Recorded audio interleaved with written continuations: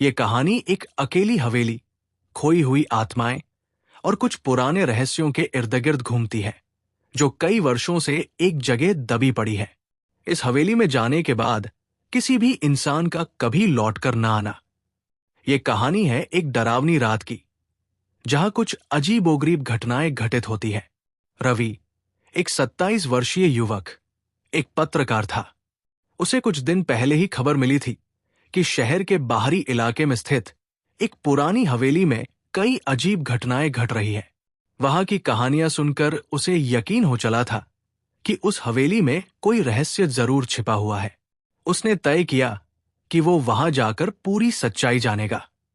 रात के समय जब हवेली के आसपास कोई भी नजर नहीं आता था, रवि अकेला उस डरावनी हवेली के अंदर पहुंचा। हवेली के अंदर घुसते ही उसे एक भारी सन्नाटा और ठंडक का एहसास हुआ। हवेली की दीवारों पर बुरी तरह से टूटे हुए शीशे और पुरानी तस्वीरें थी, जिनकी आंखें रवि की तरफ टकटकी लगाए देख रही थी। वो धीरे धीरे अंदर की ओर बढ़ने लगा। हर कदम पर हवेली की फर्श पर उसकी चाल की आवाज गूंज रही थी।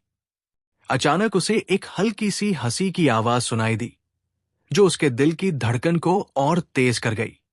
वो रुका और इधर-उधर देखने लगा, लेकिन उसे कुछ दिखाई नहीं दिया।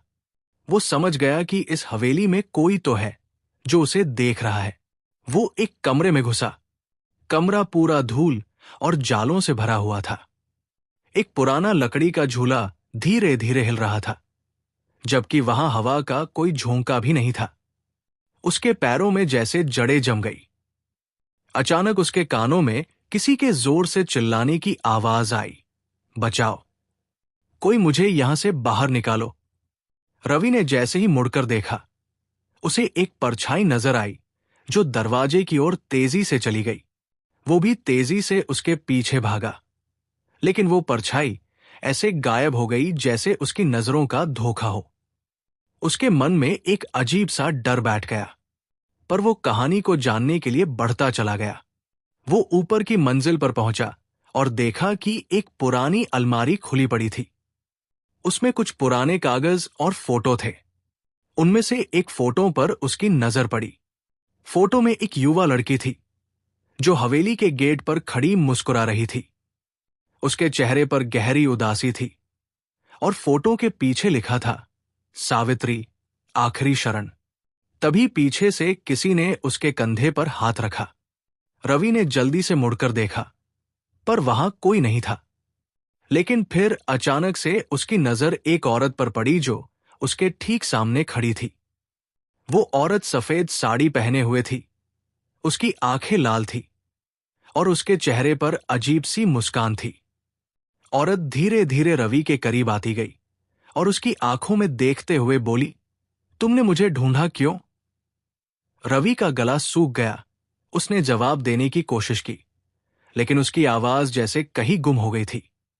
उसने अपने आप को संभालते हुए पूछा, तुम कौन हो?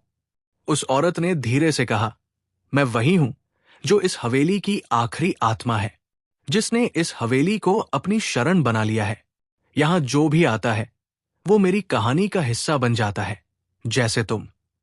रवि ने भागने की कोशिश की, लेकिन जैसे ही उसने पीछे मुड़कर दौड़ लगाई, उसे महसूस हुआ कि पूरा कमरा बदल गया था।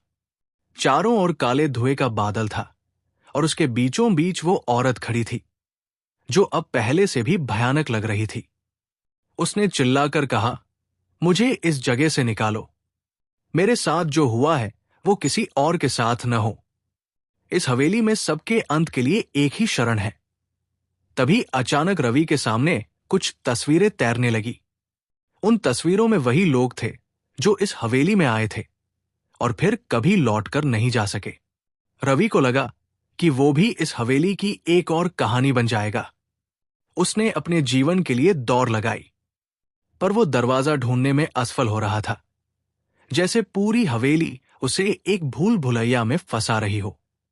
उसकी आवाज गूंजने लगी, मुझे बाहर जाने दो, मुझे छोड़ दो। अंत में एक दरवाजा दिखा। उसने पूरी ताकत से दरवाजा खोला और बाहर निकलते ही गिर पड़ा।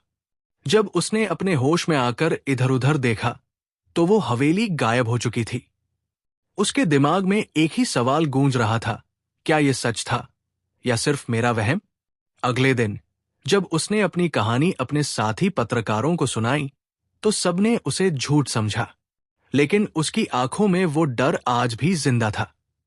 किसी ने उस हवेली की कहानियों पर विश्वास नहीं किया, पर रवि जानता था कि वो हवेली और उसमें रहने वाली आत्मा सचमुच थी। इस कहानी को नंदलाल शर्मा ने लिखा है। अगर आपको ये कहानी पसंद आई हो तो हमारे एक्सएन देव यूट्यूब चैनल को सब्सक्राइब करें। इस महीने के टॉप 10 सब्सक्राइबर्स को 2 साल के लिए मुफ्त वेबसाइट मिलेगी और साथ ही किसी भी देश का नया फ्री फायर आईडी बनवाने का मौका मिलेगा। तो जुड़े रहिए हमारे चैनल के साथ और पाए शानदार इनाम।